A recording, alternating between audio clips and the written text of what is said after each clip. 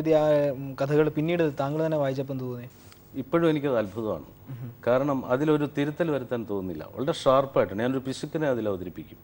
ആ പിശുക്കനെ കുറിച്ച് അന്ന് എഴുതിയത്, ആ പിശുക്കിൻ്റെ ഒരു ലക്ഷണം എന്ന് പറഞ്ഞാൽ അദ്ദേഹം കിണറ്റിൽ നിന്ന് വെള്ളം എടുത്തിട്ട് ആവശ്യത്തിന് കൈയും കാലും കഴുകിയിട്ട് ബാക്കി വെള്ളം കിണറ്റിലേക്ക് തന്നെ ഒഴിക്കുകയാണ്. അപ്പോൾ ഇതുപോലെയൊക്കെയുള്ള ഒരുപാട് കഥാപാത്രങ്ങൾ ഇതിപ്പോൾ എനിക്ക് എഴുതാൻ പറ്റില്ല.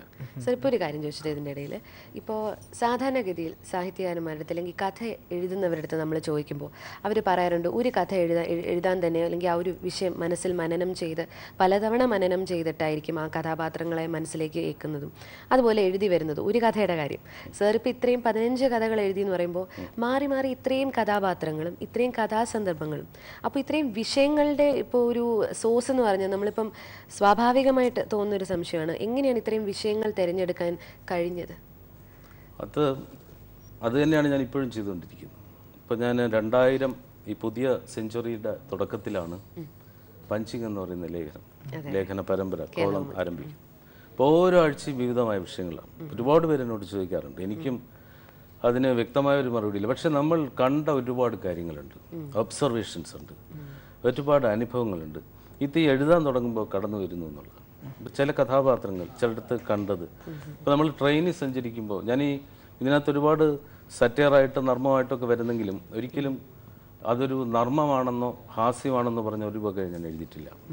ജീവിതത്തിൽ ഇതൊക്കെ ഉള്ളതാണ്. ജീവിതത്തിലെ അനുഭവങ്ങളിൽ വരുന്ന സ്വാഭാവികമായ നർമ്മ നിമിഷങ്ങളും മുഹൂർത്തങ്ങളുമാണ് ഞാൻ ആവിഷ്കരിക്കുന്നത്. ഇപ്പോൾ സെക്രട്ടേറിയറ്റിലുണ്ടായ രസകരമായ ഒത്തിരി അനുഭവങ്ങളുണ്ട്. ഒരു ദിവസം ഞാൻ ലിഫ്റ്റിനടുത്തേക്ക് ചെല്ലുകയാണ്.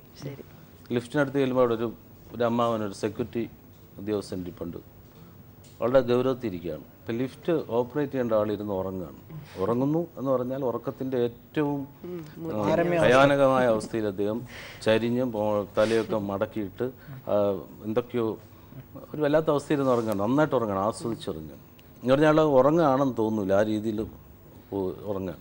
അപ്പോൾ ഇയാളിനി ലിഫ്റ്റ് അടുത്ത് തന്നെ എപ്പോഴാണ് കൊണ്ടുപോകുന്ന രീതി ഞാൻ നിൽക്കുമ്പോൾ ഈ അമ്മാവൻ പറഞ്ഞ ഒരു കമൻ്റ് ഉണ്ട്, ദൂരെ ഉള്ളവരൊക്കെ അറിഞ്ഞോ എന്ന് തോന്നുന്നു.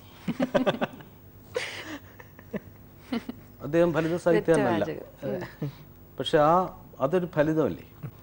അത്രയും ഷാർപ്പായ ഒരു സറ്റയർ ഉണ്ട്, അത് ജീവിതത്തിൽ നിന്ന് കിട്ടുന്നതാണ്. അത് അറിയപ്പെടുന്ന ശരിക്കും പറഞ്ഞാൽ ഇങ്ങനത്തെ പല സാഹിത്യകാരന്മാരും നല്ല സൃഷ്ടികളൊക്കെ ഉണ്ടാകുന്ന ആൾക്കാരുടെയൊക്കെ പ്രധാനപ്പെട്ട ഒരു കഴിവ് എന്ന് പറയുന്നത് ഒബ്സർവേഷൻ തന്നെയാണ്. ശരിക്കും ഒബ്സർവ് ചെയ്യുക എന്നുള്ളതിനെ ഓർത്തേക്ക് സാറൊക്കെ ചെയ്യുന്ന പോലെ അത് നർമ്മരസപ്രധാനമായ രീതിയിൽ അവതരിപ്പിക്കാൻ കഴിയുക എന്ന് പറയുന്നത് ഇത് വേറെ, അത് അങ്ങനത്തെ ഭാഷ എല്ലാവർക്കും വഴങ്ങുന്ന. ഞാൻ എപ്പോഴും പറയാറുണ്ട്, ഈ ഫലിതം എന്ന് പറയുന്നത് സംഭവിക്കുമ്പോൾ വളരെ സീരിയസ് ആണ്. അത് പിന്നീട് സംഭവിക്കുമ്പോൾ അതുപോലെ സീരിയസ് ആയ ഒരു സംഭവമില്ല. ഞാൻ ചോദിക്കട്ടെ, ജയൻ ഈ രാജ്യത്ത് അഭിനയിച്ചിരുന്ന കാലത്ത് ഇത്രയും സീരിയസ് ആയ വേറൊരു നടനുണ്ടോ? ജയനെ പോലെ സീരിയസ് അല്ലാത്തൊരു നടനുണ്ടോ? സീരിയസ് ആയൊരു നടനുണ്ടോ?